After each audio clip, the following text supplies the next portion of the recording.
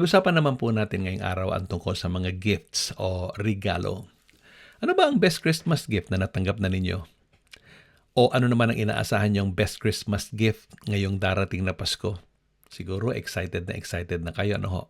Di lamang sa mga regalo, kundi sa mga handaang inyong aatenan. Well, I don't mean to throw cold water on your Christmas celebration, but no matter what you're hoping for, whatever they may be, what you have received in the past and what you will receive this season cannot be compared to what God has already prepared and given to you. Yan ang ating uusisain ngayong araw sa ating devotion. Maligayang araw po sa inyo lahat. Ito po ang Radiance Church Daily Devotions. At ngayon ay nasa part number 7 na po tayo ng ating Christmas devotional series na pinamagatan nating A Portrait of Jesus Christ. Today's segment is entitled The Prince of Peace. The Prince of Peace.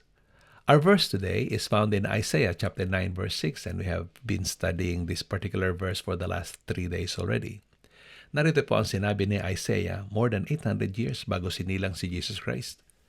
For to us a child is born, to us a son is given, and the government shall be upon his shoulder, and his name shall be called Wonderful Counselor, Mighty God, Everlasting Father, and the Prince of Peace. Yung mga title na yon ay patungkol sa kapangyarihan. Napunan niyo po ba? Yun ay mga titles of power. Ngayong araw, titingnan po natin yung salitang Prince of Peace. Si Kristo ay prinsipe ng kapayapaan.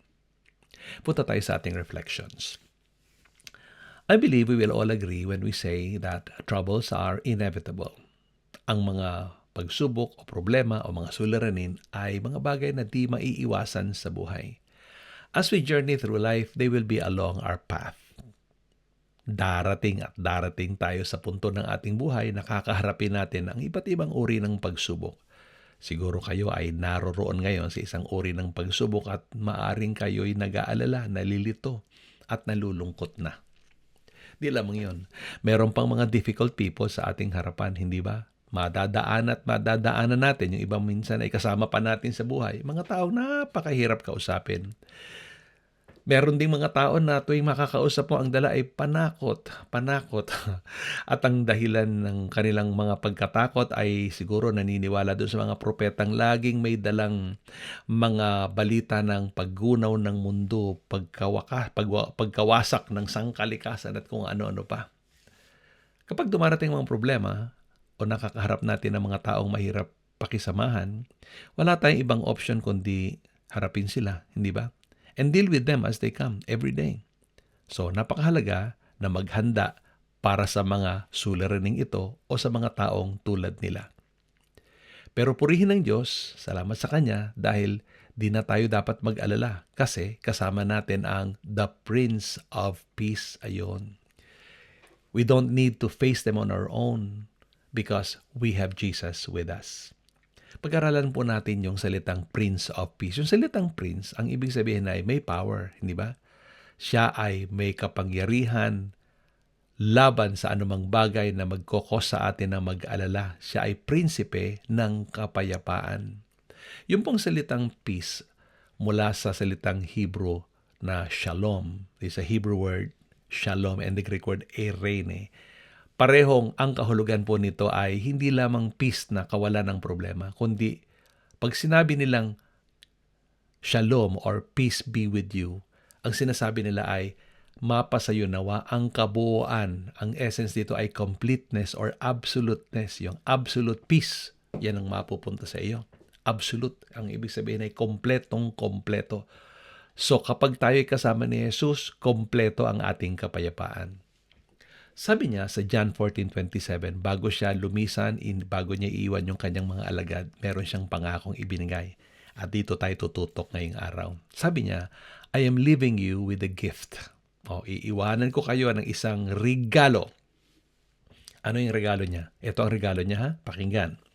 Peace of mind and heart. Ulitin ko, ha? Peace of mind and heart. Kapayapaan ng kaisipan at ng puso. Grabe. Ito ang best gift natin galing kay Lord. Kung ikaw ay na kay Jesus na, nasa iyo na yung gift na yan. Kaya wag mo nang hanapin, gamitin mo na lang. So in essence, lahat ng mga nakay Kristo na ay meron ng peace of mind and heart. Liwanagin natin kung ano ito. Peace does not mean the absence of trouble. Hindi niya sinabing mawawala na lahat ng problema mo. Hindi. Ang sinasabi niya ay kapag ikay darating na sa panahon ng pagsubok, kapag darating na yung panahong merong mga taong napakahirap pakisamahan o kausapin, asahan mong nandoon ako sa tabi mo, tutulungan kita. So dapat natin maunawaan na ang peace na ito ay nasa atin na. Hindi na tayo maghihintay ng December 25 para buksan ang gift na ito. Kung ikay na kay Kristo, nasa iyo na ang peace na ito. Tuloy natin ang pagkabasa sa John 14:27. Sabi niya, "And the peace that I give is a gift the world cannot give." Ang ibig sabihin ay, ang regalong ito ng peace of mind and heart, di ito pwedeng tumbasan ng anumang material na bagay sa mundong ito. Kaya yun ang sinasabi ko, walang katapat. Ito ang the best. Kaya sabi niya sa bandang huli ng talata, "So don't be troubled or afraid." Basahin natin minsan pa ang talata. "I am leaving you with a gift, peace of mind and heart. And the peace I give is a gift the world cannot give. So don't be troubled or afraid." Let's go deeper. Mahalaga na maintindihan natin na ang presensya ng Diyos ang nagbibigay sa atin ng kapayapaan. Pero paano ba tayo nagte-take effect? Paano ito nagte-take effect? Paano ba natin ito gagamitin? Para maliwanagan natin, basahin natin ang sinabi naman ni Apostol Pablo sa Philippians chapter 4, verse 6 and 7. Narito ang wika niya. "Don't worry about anything." So, yan ay aksyon na gagawin mo. Ikaw ay inuutusang huwag kang mag-alala ng tungkol sa anumang bagay. Tapos sabi niya, "Instead, pray about everything." Ayan, huwag mag-alala, manalangin. And then he said further, "Tell God what you need and thank Him for all He has done." Sabihin mo sa Diyos ang iyong mga pangailangan at kahit bago pa dumating yung iyong hinihiling, magpasalamat ka na ginawa na niya yon para sa iyo. Ito ang karugtong. Basahin po ninyo. "Then you will experience God's peace, which exceeds anything we can understand. Peace, or His peace, will guard your hearts and minds as you live in Jesus Christ." Yun ang kondisyon. Huwag mag-alala, manalangin. Sabihin sa Diyos ang iyong pangailangan, magpasalamat. Kapag ginawa mo ang mga bagay nito, makakaranas ka ng kapayapaan ng Diyos na lagpas pa sa iyong kaunawaan. Bakit? Sapagkat yung kanyang kapayapaan ay parang security guard na poprotektahan niya ang iyong puso at isipan. At dun sa last part, as you live in Christ. Ang ibig sabihin, you intentionally make a decision to live within the premises of God's blessings.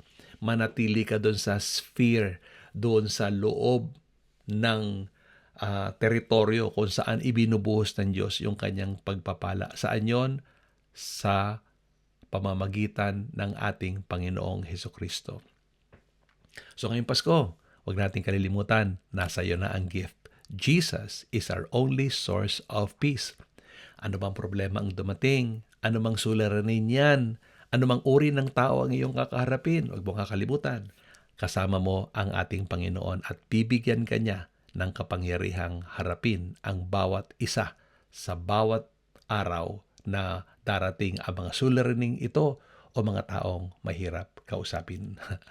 So kung hindi mo pa natatanggap si Jesus bilang sariling Panginoon at tagapagligtas, di mo pa na ipagkakaloob ng buong puso ang buhay mo sa Kanya, ngayon na ang panahon. Trust Him and He will guide you through. Jesus is the Prince of Peace. If you have Jesus, you will have peace. Sabi niya, "Come to me and I will give you rest." So yun lang paalala natin. Bago magpasko, huwag natin kalilimutan, natanggap mo na ang pinakadakilang handog ng Diyos. Peace of mind and heart through Jesus Christ alone, who is the Prince of Peace. Ito po inyong lingkod, Coach Ray Clemente mula dito sa Radiance Church, Sydney, Australia. Merry Christmas po sa inyong lahat. God bless you. Until next time.